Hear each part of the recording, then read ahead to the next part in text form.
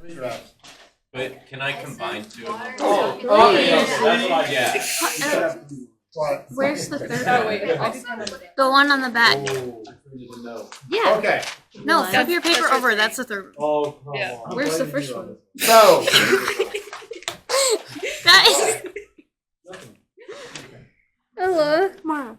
1, 2. 1, So, the first graph 2, that you 3. should have These could be separate. is based upon absorbance and concentration, right? So concentration here, you have absorbance here, Oh, and hopefully that's some nice linear function. Ideally, that would start at 0, 0, because if you don't have any concentration, you don't have any absorbance, right? So what we did is we took advantage of that into what's known as Beer's law, A equals ABC. So these two values here, the absorptivity constant and the path length, are constant based upon the fact that it's crystal violet and the length of the cuvette. Don't worry about it. Don't worry about it. You don't need those numbers. Don't worry about it. Okay? Well, what we did is we took advantage of the fact that this is going to be a linear function. Oh, this is y equals mx. Okay? Now, your y-intercept should be 0 because of the fact that, again, you know, if you don't have any concentration, you know that there won't be any absorbance, because the absorbance is like the number of bears that are eating Timmy as they go across the meadow in the forest. Okay? So basically what we're saying is there's no bears to absorb the Timmies. Okay? So if you get pure water, that's why we calibrate it with pure water. So hopefully this is a linear function. Hopefully you have followed the instructions where I say to draw a best fit line and determine the slope of the graph and circle the points on the graph and write down the corresponding x and y values. So hopefully the first graph that I look at, I see the values that you picked to find the slope of the line. Okay? Don't miss easy points. That's what it should be there. Then at some point, either in this space or on the graph itself, show me how you found the slope. Because everybody's data is different. So hopefully that slope is somewhere around 0.06. Okay? It's an ish, but it's been somewhere around there. And because absorbance has no units and concentration has units, in this case of micromolarity, so the units of that are going to be 1 over micromolarity. Okay? Boom, there you go. So that number is taking the place of the product of the absorptivity constant and the path length. Okay? So that's just one number.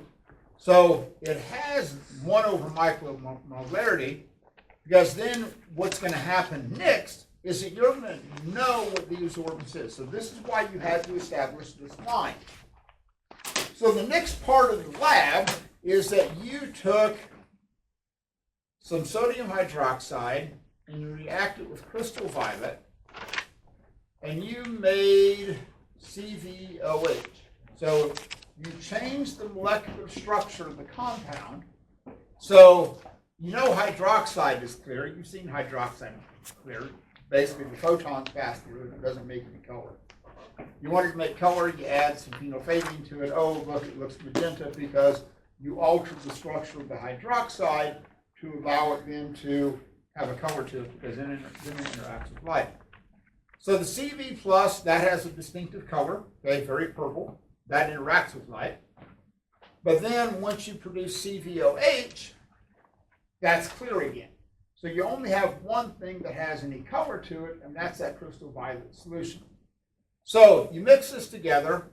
Over the period of time, you're going to start with some concentration of Cv plus, and this is going to be a function of time. So as time goes by, this graph is going to go down. If you were to draw a graph of concentration of Cv plus versus time, this is what it would look like, okay? Because that's going to decrease. And one of the reasons that we use this reaction is for 2 reasons. Number one, crystal violet has a distinctive color and interacts with the colorimeter. Don't do this lab with like hydrochloric acid and sodium hydroxide. It won't work. Okay? But, well, that worked well. What happened? It stayed clear. Cool. Okay? Don't do it. It won't work.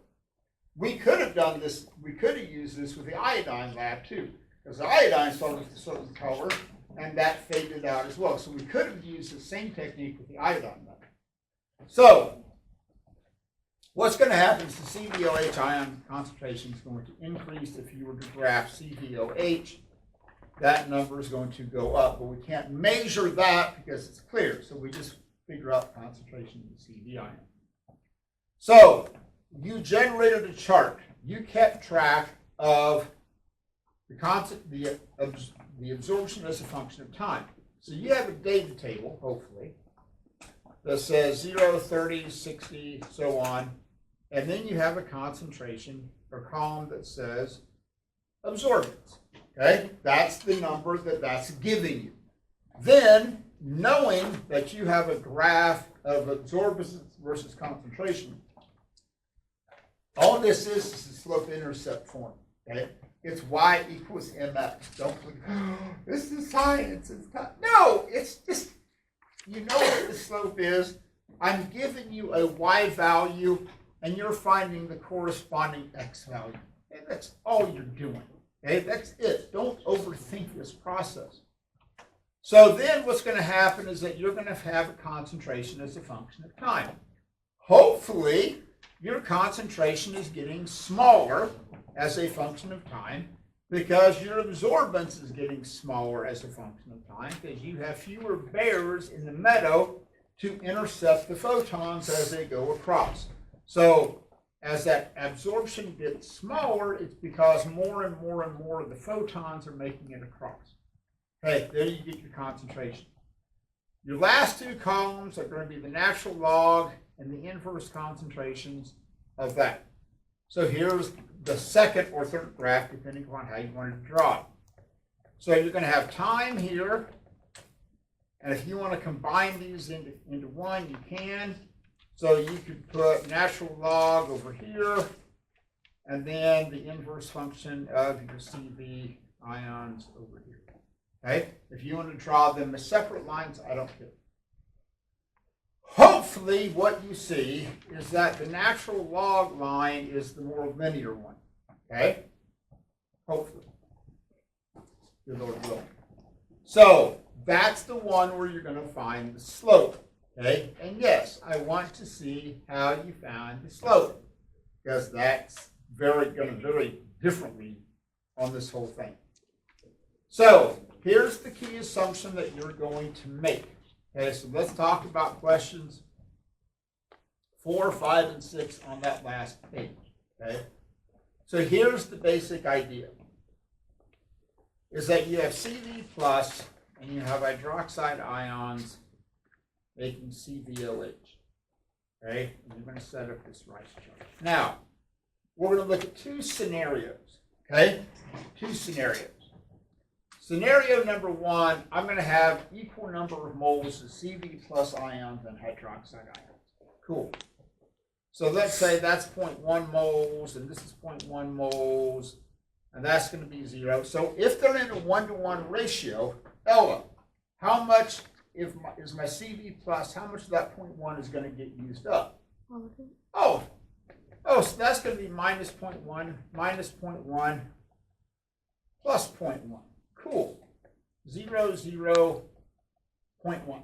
Okay, so if I have equal concentrations of them, okay, and equal numbers of moles, because that's being consumed, here's the problem. I'm trying to figure out the order of this reaction. In this situation, I'm consuming both of them. So I don't know if the reaction is dependent upon the CV plus ions. I don't know if it's dependent upon the hydroxide ions, because everything's going to run out at the same time. Okay? So if I have equal numbers of moles of these, at the end, I won't have anything left over, because it's all going to get consumed, and all I'm going to do is produce a clear solution of CVOH ions, which I can't measure because they're clear. So here's what we do. It's a technique called the pseudo rate law. So basically what we're going to do is we're going to make the hydroxide ion concentration so much bigger than the CV plus ions, that technically, yes, some of the hydroxide is going to get used up, but it's going to be like going to the ocean and taking out a cup of water from the ocean. Okay? Is it going to make a difference? Theoretically. Anything measurable? No. So even though we are going to lose some of those hydroxide ions, it's going to be such a small percentage that effectively the hydroxide ion concentration remains constant. So that's why it allows us to work with just the Cv plus ion. We're not saying the hydroxide ions aren't important, but that's just not what we're after. We're not trying to find the order of the reaction with respect to the hydroxide ion. We're trying to find the order of reaction with respect to the Cv plus ion. So that's why we let those hydroxide ions be such a big value relative to the Cv plus ions. Okay? Cool with that. So, your half-life on number 13, this is a huge, huge, huge, huge if, or ish, should be around 1,000 seconds. Okay? That's a huge ish. Okay? So, I got 2.